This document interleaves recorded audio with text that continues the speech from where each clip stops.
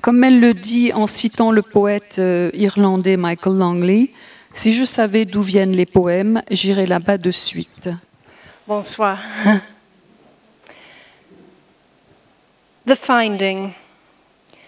Look around when you have got your first mushroom or made your first discovery. They grow in clusters. George Polya. He, though, had an almost melted look. Too many years spent thumbing the ancient tracts, fumbling with his crucible and pen, trying to turn piss into gold. Pah, he was nothing but trouble. The facts do not uphold. Piss is what it is. How his wife put up with the stink. Neighbours grumbled, yet surrendered their piss pots, afraid of his squinny, his mad blue stare. Once he dampened some straw with the stuff, let it rot down, set it alight. Poof! That's when we said it was time to stop, but he kept on secretly using his own dribble and whatever other streams of fortune came his way, the odd peddlers or wayfarers, even his mare's great gush, until one day he noticed that a quantity boiled down gave up not gold, but a devilish light. We drove all three of them out of town, the alchemist, his sad wife, their baby, which had the most angelic face, dimples, pink grin, the softest golden curls. Découverte.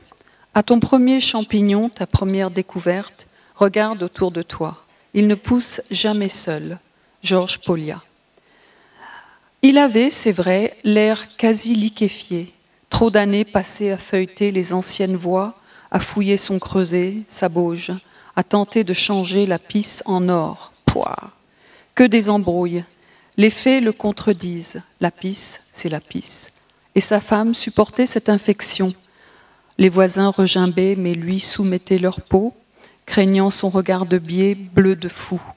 Un jour, il en a une paille, la laissa pourrir, l'enflamma. Pfuit! C'est alors qu'on dit « suffit ».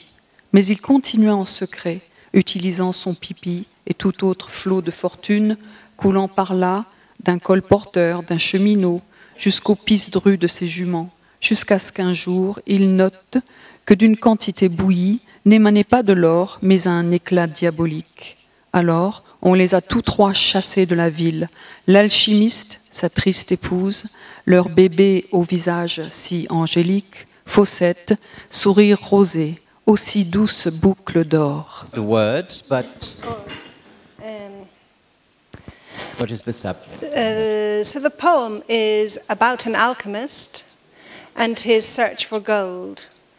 Donc un poème sur un alchimiste et sa recherche de l'or, sa quête de l'or. It's also about the fact that when we learn about the history of science, we sometimes are taught that electricity was discovered then or at a particular time, a particular place. Quand on nous apprend l'histoire des sciences, on nous dit que l'électricité, par exemple, fut découverte à un certain endroit, à un lieu particulier et à un certain moment. And that's true sometimes, but it also appears more and more likely that many things have been discovered more than once. C'est vrai parfois, mais il est également vrai que la même découverte a été faite simultanément ou à peu près en même temps dans plusieurs endroits différents. But perhaps the importance of the discovery or the significance was not understood. Mais l'importance de la découverte n'a pas forcément été saisie immédiatement. C'est un peu comme Choudib tout à l'heure qui disait que 10 ans après, un poème peut retrouver sa vitalité qu'il n'avait pas eu tout à fait au départ. Of course, there's a lot of piss in this poem. Excuse me. On parle beaucoup de pisse dans ce poème. But it is an ingredient that the alchemists used. Mais c'était un ingrédient que les alchimistes utilisaient. And in this poem, the alchemist actually discovered phosphorus. Et en fait, l'alchimiste a découvert le phosphore.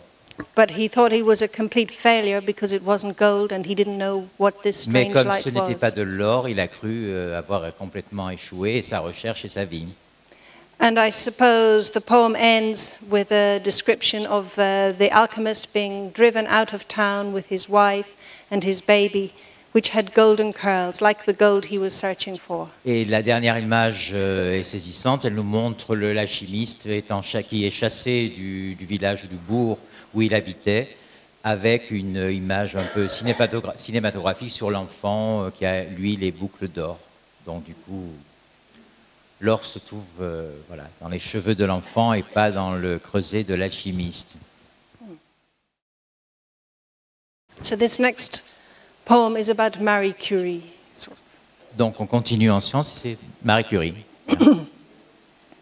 Pitchblende. How could Maria Sklodowska, as she was then known, when she first stepped from the Flying University onto the streets of Paris, have guessed that her findings would one day set her lab aglow, electrify the air, thin her blood fatally as she lined her pockets with them, radium, polonium, this last named after her country? How could she ever have guessed that the burn from these would be so rare that they would not only cauterize my mother-in-law's bladder, my father's throat, but so douse her manuscripts, her precious notes, that they would have to lie softly at the heart of the great Bibliothèque Nationale in a lead-lined chamber for a half-life of approximately 1,600 years. Je vous lis la traduction. Le titre, c'est Uranite. Comment Maria Plus fort, Karen, please. Sklodowska, de son nom d'alors, aurait-elle pu deviner, quand elle débarqua de l'université volante dans les rues de Paris, qu'un jour ses découvertes irradieraient son laboratoire, électrifieraient l'air, fluidifieraient mortellement son sang, quand elle en doublerait ses poches? Radium, polonium, ce dernier nommé d'après sa patrie. Comment aurait-elle pu savoir que leur brûlure si particulière non seulement cautériserait la vessie de ma belle-mère, la gorge de mon père, mais encore imprégnerait tant ces manuscrits, ces notes précieuses, qu'ils devraient reposer en douceur au cœur de l'éminente Bibliothèque nationale, sous une cloche de verre plombée pour une demi-vie d'environ 1600 ans. Roshan, can you explain I mean, these two poems are about scientific matters.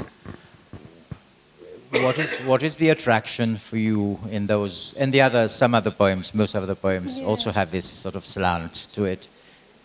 Well, it's not the only thing I write about, but I am interested in science, so for this poem, I have been thinking about Marie Curie because family members have been receiving radiotherapy, for example. Tous mes poèmes ne sont pas sur la science, ne traitent pas de la science, mais certains le font. Et je pense depuis longtemps à Marie Curie. Et là, on passe à un élément autobiographique, donc, puisque certains membres de sa famille ont été traités par la... And Marie Curie's life, you probably, because you are French, know all about her life. Pas forcément. Sorry, I don't think that everyone knows, especially the last bit of the poem. Oh, okay, yeah. La fin du poème, I'm not sure. Okay. So, donc, petite explication de texte sur la fin du poème. So, as the poem progressed, I was very interested in certain aspects of Marie Curie's life. First of all, that she attended what was called the Flying University. Au fil de l'écriture de poèmes, je me suis de plus en plus intéressé à la vie de Marie Curie et notamment à cette université volante. Because Poland was obviously not a free country. Qui donc se trouvait, c'était un nom qu'on donnait à une institution cachée en Pologne. So she was not free to go to university legally. Elle ne pouvait pas aller à l'université. So they had a sort of underground university. Donc ils avaient une université souterraine. Called the Flying University. Qui s'appelait l'université volante. Also, it interested me that she made such great discoveries. You know, she discovered 2 elements, radium and polonium. Elle a donc fait 2 importantes découvertes. I liked that she called polonium after Poland. Dont le polonium qui tire son nom de la Pologne. And it interested me that she understood the therapeutic, because she did, the therapeutic effect of radiation. Et elle a compris les effets thérapeutiques de la radiation, des radiations. But she had no idea. Mais elle n'avait aucune idée, enfin elle ne savait pas du tout. That at the time that she was being irradiated. Travaillant sur ces choses-là, elle-même était irradiée. So in the poem, I mention my mother-in-law's treatment for bladder cancer. Donc Roisin a intégré le personnage de sa belle-mère qui a elle-même été traitée. And my father's treatment for throat cancer. Et de son père qui avait le cancer de la gorge. But at the end of the poem, again, I find it very interesting that in Paris, is it the Bibliothèque Nationale? Oui. Donc à la fin du poème, on passe à cette réalité. Her notes, which are of such scientific value and historical value, ces carnets qui ont une énorme valeur scientifique, are in a lead-lined chamber. Sont dans enfermés à cause de la radiation. Est-ce que vous pourriez nous lire un petit passage, puisqu'on était là, il y a un lien direct entre le poème de Roisin sur Marie Curie et Fukushima, dont les effets, et c'est pour ça que la lecture des textes est récurrente, c'est que malheureusement les effets continuent d'être aussi négatifs. Mais il faut quand même préciser qu'à la période, en fait, il écrit à travers tout le livre, il parle vraiment en permanence des 2, parce que là, on est le 20, l'accident a eu lieu le 13, enfin le tsunami le 11, ensuite l'accident le 13, et personne ne sait ce qui se passe. C'est la semaine noire, ce qu'on appelle au Japon la semaine noire, parce qu'aussi bien à Fukushima qu'à Tokyo même, les gens de Tokyo ne savaient pas. Le Premier ministre de l'époque, Monsieur Kan, a dit après qu'une fois qu'il n'a plus été au pouvoir, il a dit qu'il avait pris des mesures pour éventuellement évacuer Tokyo, parce que personne ne savait ce qui se passait. Ils pensaient qu'ils allaient peut-être devoir évacuer 50 millions de personnes. La centrale Daiichi de Fukushima est à 250 km de Tokyo quand même. Donc voilà. Donc là, c'est des répliques, mais ça pourrait aussi bien parler c'est l'ensemble de cette catastrophe littéralement inouïe qui est en train de se dérouler sous ses yeux. Attention, une réplique. Des milliards de chevaux enragés passent sous la terre au galop. 20 mars 2011, 22h01. So, Shudip est un poète indien d'origine bengali qui habite à Delhi, mais qui, comme beaucoup de poètes et d'écrivains indiens aujourd'hui, écrivent en anglais. On est en train de travailler de la même manière que Corinne Atlan traduit le japonais. En Inde, il y a des gens qui commencent à traduire les langues entre guillemets locales. How many languages now today in India? Is it 28 official? Voilà, 26. C'est-à-dire il y a 26 langues officielles en Inde, dans la République indienne aujourd'hui. Et ça augmente parce que les langues se battent. Et les langues se battent parce qu'évidemment, ça a des conséquences politiques. Donc, un État qui recouvre plus ou moins une langue va se battre pour faire reconnaître sa langue comme étant l'une des 26, et puis après 27, etc. Et par contre, on traduit un tout petit peu... Alors, les Anglais sont évidemment plus en avance, ils traduisent plus souvent du hindi et d'autres langues, mais en France, évidemment, on n'a pas encore les traducteurs qui aient appris une langue locale, comme le bengali. Il faut d'abord que le traducteur sache très bien la langue et ensuite, en français, puisse la rendre d'une certaine manière. Voilà, c'est le travail. Donc la plupart quand on dit la littérature indienne aujourd'hui en France, c'est à plus de 95% la littérature anglophone, Quand on sait qu'il y a à peu près 3% des Indiens qui parlent anglais, ça vous montre la disproportion et le fait que ce qu'on lit de la littérature indienne en France n'est absolument pas représentatif de la littérature indienne. Ça avance très très lentement et après 35 ans de carrière, là l'étape c'est de traduire de la langue que je dis locale, donc c'est pas le bon mot, mais en anglais et ensuite on traduit en français. Après 35 ans de carrière, comme je traduis beaucoup de livres indiens, de l'indien anglais, cette fois on m'a demandé de traduire un livre d'une langue qui a été traduit d'une langue qui s'appelle le Kannada, qui est en fait le centre-sud, et ça va devenir la mode dans les 10 prochaines années, jusqu'au moment où, même s'il existe des traducteurs qui peuvent traduire de la langue que je dis locale en français, mais il faudra sans doute attendre une génération pour qu'on le fasse en direct. Voilà, c'est une simple. Néanmoins, bon, Shudip, qui est donc bengali d'origine, c'est-à-dire vers la région de Calcutta, dans l'est de l'Angleterre, dit que, même s'il écrit en anglais, parce qu'il parle aussi évidemment le bengali, le hindi et d'autres langues, il écrit en anglais, mais il a aussi la musique du hindi, dit-il, et du bengali quand il écrit ses textes anglais. And it opens as an epigraph. I use Derek Walcott's book-length poem, Tiapolo's Hound, and there's a little extract which is used as an epigraph, which I quote. Our street of smoke and fences, gutters gorged with weed and reeking, scorching iron grooves of rusted galvanize, a dialect forged from burning asphalt, and a sky that moves with thunderhead cumuli, grumbling with rain. 10 years on, I came searching for war signs of the past, expecting remnants, magazine debris, unexploded shells, shrapnels that mark bomb wounds. I came looking for ghosts, people past, skeletons charred, abandoned brick, wood, cement that once housed them.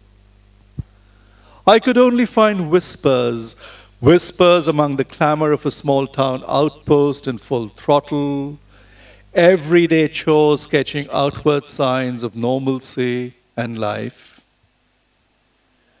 In that bustle, I spot war lines of a decade ago, though the storylines are kept buried, wrapped in old newsprint. There's order amid uneasiness, the muezzins cry, the monks chant, baritones merging in their separateness.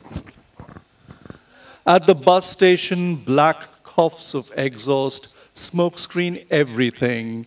The roads meet, and after the crossroad ritual, diverge, skating along the undotted lines of control. A porous garland with cracked beads adorns Tiger Hill. Beyond the mountains are dark memories, and beyond them no one knows. And beyond them no one wants to know. Even the flight of birds that wing over their crests don't know which feathers to down. Chameleon-like they fly, tracing perfect parabolas. I look up and calculate their exact arc and find instead a flawed theorem. La traduction française est de Dominique Vitalios, qui est l'une de ces rares traductrices à l'heure actuelle qui traduisent, qui traduit de l'anglais, mais qui aussi traduit du malayalam. Elle apprend le malayalam et elle commence à traduire du malayalam directement, qui est la langue du sud-ouest, région du Kerala par exemple. Notre rue, fumée, clôture, caniveau putride, gorgée d'herbes folles, sillon torride des tôles corrodées par la rouille. C'est un langage forgé d'asphalte en feu, un ciel qui se déplace, mu par les cumulus d'orage grondant de pluie.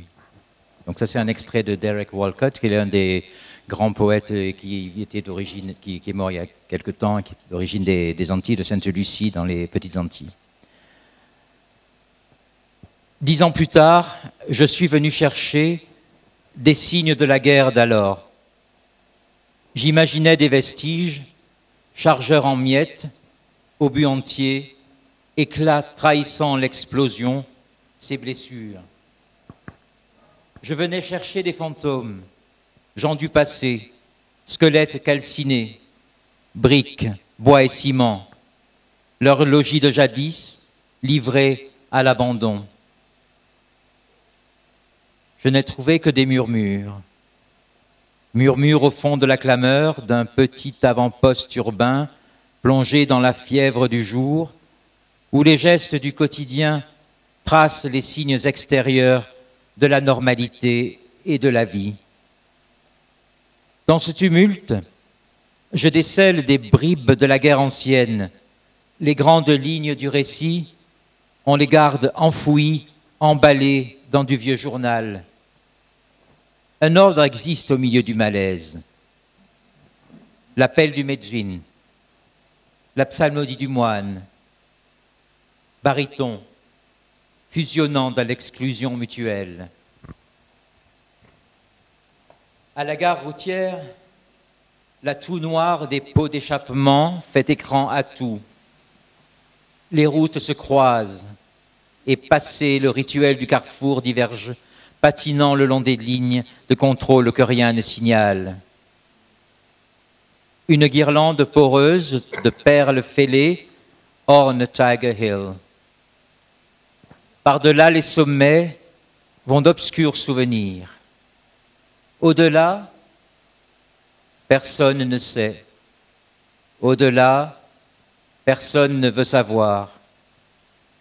Même la nuée d'oiseaux qui survolent leurs crêtes ne savent quelle plume tomber. Caméléons, ils voguent et esquissent dans l'air de parfaites paraboles. Je lève les yeux, je cherche à calculer leur arc, mais je ne mets au jour qu'un théorème boiteux. For example, in the poem Kargil, I used a form which visually looks quite scattered and staccato on the page, partly because I was talking about the fragmentation of war and dissonance and so on and so forth. And in Banyan, if you look at the poem on the page, it's very long and thin, very much like the tertiary branches that meet the soil. So each stanza, I created a rhyme scheme A, B, X, B, A, C, D, X, D, C. So the first two lines and the fourth and fifth line, the middle line, the third line acts as a mirror line. So the first two lines mirror the fourth and fifth. En Inde, can I say that in India you have such a past as far as poetry and dance, where the set rhythms, les rythmes imposés, sont vraiment dans la tradition, encore plus que nous. Enfin, nous évidemment on l'a eu, mais les poètes aujourd'hui, je crois qu'ils se sont un peu éloignés de ça. Mais en Inde, c'est tellement ancré dans l'esprit, enfin, et dans l'art, que, par exemple, là, il expliquait que dans New York Times, can you repeat the A, B, A, B, A, so the third voilà, line, donc en fait, on a la ligne line. A, B, X, B, A. Donc, rime, la rime, là. And if you use the mirror line, the X line, and if you turn it 180 degrees, Voilà, is it? Donc, si on fait, then each stanza inaccurately maps the island of Manhattan. Donc, si on renverse, ça fait l'image de la presqu'île de Manhattan. But it gets it more or less right. So, so when you do it this way, you'll see the shape of the poem, in fact, is like the New York skyline. So you have the jagged edges of the buildings reflected on Hudson River or East River or wherever it is. Ce qui est très facile à traduire. But these are things that, are personal obsession, because this rhyme scheme doesn't exist in English language, but now it is, so it's good fun to introduce things like that.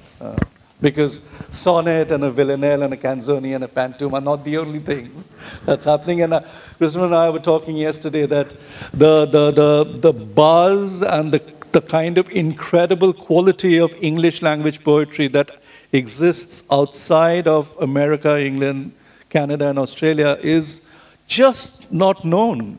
There's just tremendous amounts of good poetry that's being written. Il est parti du fait que justement ces rimes-là n'existent pas, ce n'est pas le sonnet, ce n'est pas l'alexandrin, etc., tout ce qu'on connaît ici, et que là, il l'introduit avec un poème dans la littérature anglo-saxonne, et il en profite pour dire qu'il y a une richesse absolument inouïe, d'ailleurs autant dans la littérature, la fiction, le roman, que dans la poésie, dans les pays comme l'Australie, l'Inde, etc. Donc il y a toute une littérature à découvrir dans le monde, enfin même dans la littérature anglo-saxonne, il y a beaucoup de créativité qui n'est pas connue.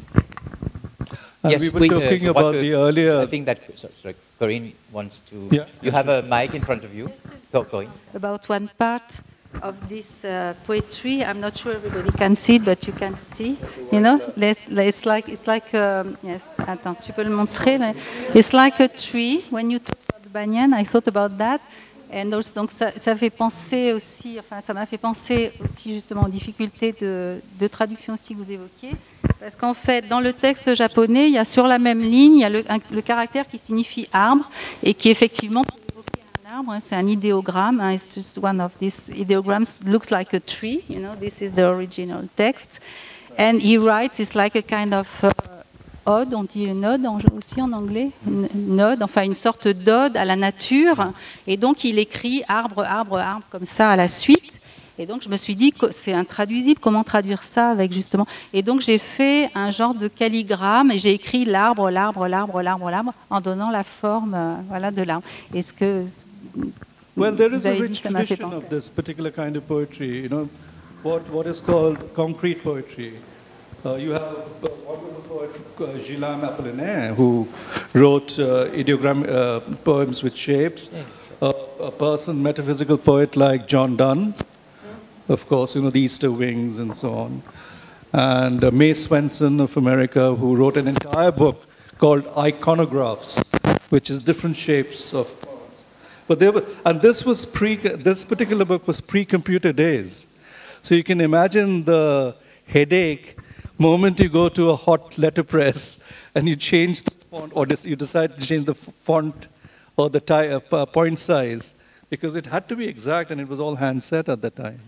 Dans ce livre-ci qui s'appelle Scattering, un éparpillage, éparpillement, un éparpillage. Dans la traduction de Bernard. Because you use that word, which I invented, or more or less invented, yeah. I think one needs to say that it's an invention. So, I mean, sort of. It sort of exists, and je pense que si les traducteurs, bon, les écrivains bien sûr, mais si les traducteurs n'inventent pas les mots dont on a besoin, qui va le faire? Moi, je sais que les footballeurs nous donnent supporter. Maintenant, je supporte mon équipe alors qu'avant, on ne supportait pas sa belle-mère. Moi, quand je dis je supporte, c'est je supporte la chaleur, c'est pas je soutiens. Donc, je ne vois pas pourquoi moi, je ne pourrais pas créer éparpillage quand j'ai besoin d'éparpillage. Ça va? Et tous les poèmes dans ce livre aussi sont au sujet de la mort de ma première femme, Lucinda, qui, quelques gens dans cette chambre, peut-être dans cette salle, peut-être l'ont vu dans le rôle de Victor Hugo dans La Forêt mouillée. Et les poèmes sont de lamentation, de célébration de sa vie, toutes les choses qu'un... Is there a word veuf for widow? Oui, bien sûr, le veuf. Toutes les choses qu'un veuf veut dire dans les ans qui suivent une mort. Une mort. So I'll begin with a scattering. I expect you've seen the footage. Elephants finding the bones of one of their own kind dropped by the wayside, picked clean by scavengers and the sun, then untidily left there, decide to do something about it. But what exactly? They can't, of course, reassemble the old elephant magnificence. They can't even make a tidier heap. But they can hook up bones with their trunks and chuck them this way and that way. So they do. And their scattering has an air of deliberate ritual, ancient and necessary. Their great size, too, makes them the very embodiment of grief, while the play of their trunks lends sprezzatura. Elephants puzzling out the anagram of their own anatomy. Elephants at their abstracted lamentations. May their spirit guide me as I place my own sad thoughts in new, hopeful arrangements. Récurés par les charognards et le soleil, puis en désordonnance abandonnés là, décident de faire quelque chose. Mais quoi exactement? Ils ne pourraient, c'est vrai, réassembler l'ancienne magnificence éléphantine ou façonner un tas plus net. Mais ils peuvent, avec leurs trompes, soulever les os et les lancer de ci, de là. Ce qu'ils font. Leur éparpillage ressemble à un rituel médité, antique et nécessaire. Leur énormité, de même, les fait incarnation du deuil. Et le balancement de leurs trompes est empreint de sprezzatura. Éléphants s'interrogeant sur l'anagramme de leur anatomie. Éléphants à leurs abstraites doléances. Puisse leur esprit me guider quand, à mes tristes pensées, je chercherai de positifs ajustements. Never having known an emptiness so heavy, I'm inclined to call it my newborn soul, though its state may be less an achieved birth than a pregnancy, lodged oddly, for lack of a womb, in a tight gap behind the sternum, mid-thorax, not far from my heart. Coddled there, it's needy, an energy eater. It kicks or thumps hollowly, and I come to a standstill, breathless, my whole internal economy primed to attend without delay to its nursing and nourishment. Memories, sorrows, remorses are what it feeds on. Luckily, I have no shortage of these to give it, so that it can continue its murky labours, quintessential upheavals, noxious bubblings at the bottom of a flask, as it strives to distill pure tears. Âme. N'ayant jamais connu vide si lourd, je suis enclin à l'appeler mon âme. Serait-ce moins une naissance à terme qu'une grossesse bizarrement logée, à défaut de ventre, dans une étroite béance à l'arrière du sternum, en plein thorax, non loin du cœur? Choyé là, en manque, énergivore.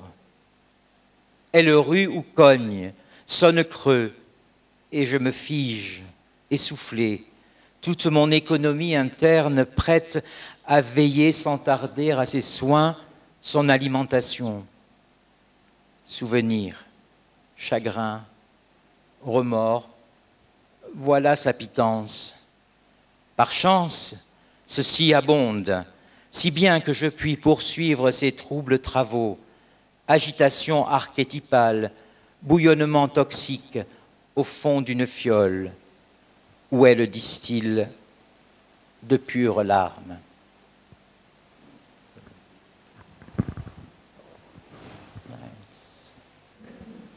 C'est tout. Ah, yes, c'est tout. It's sort of, yeah. On possède quoi à force de rincer les mêmes choses, les aviver, lesquelles nous appartiennent? Aucune trace, comme on sait. Personne au bout d'une génération ne souffrira de notre mort. On ne possède que les corps les plus frais. Et encore, si peu d'aînés, si peu d'années, pendant lesquelles ils achèvent notre visage. On leur doit tout. À la fin, d'eux aussi, on fera la toilette, à peine souffert, pas fait la guerre, à peine senti la faim. Les ongles de la jalousie, plus tard, si vite retirés du chair, des chairs, si peu le cœur enterré, la mémoire si loin des corps d'ancêtres disparus, jusqu'aux fleurs distantes derrière leurs portraits. Presque de marbre le miroir. Et malgré tout, la poussière comme la dernière conséquence de tout. On ne possède que les corps les plus frais et encore quelques heures. On doit entretenir leur sang, leurs proverbes. La pauvreté n'est pas un vice, par exemple, ou le silence est d'or, mais déjà dans l'oubli léger d'eux qu'on a comme une migraine. Il faut penser à tout devant leur portrait, jusqu'à l'envie de lasser ces mâchoires dans une mentonnière, que nous aurons souffert pour rien. Le dire ne sert à rien, ni le répéter à mort. Au-delà de cette plainte épaisse, à peu de lumière, peu de place, à un seul corps, nous serons défaits, les os sans rivaux, et le reste dans la basse succion de la terre, privés même des chairs mal étreintes aux effets spéciaux, partagés pour rien. Ou alors écrire, mais c'est pour qui? Tenir les mots à portée, est-ce humain, avec toutes ces petites croix à bruit, sous quoi il n'y a rien à voir, mais qui effraie jusqu'aux chairs. C'est mieux de se tenir ensemble, serrés, en silence, jouir quand on peut s'en revenir vivant, la salive muette sur le sexe de l'autre. Voilà, on aura vécu, c'est dit.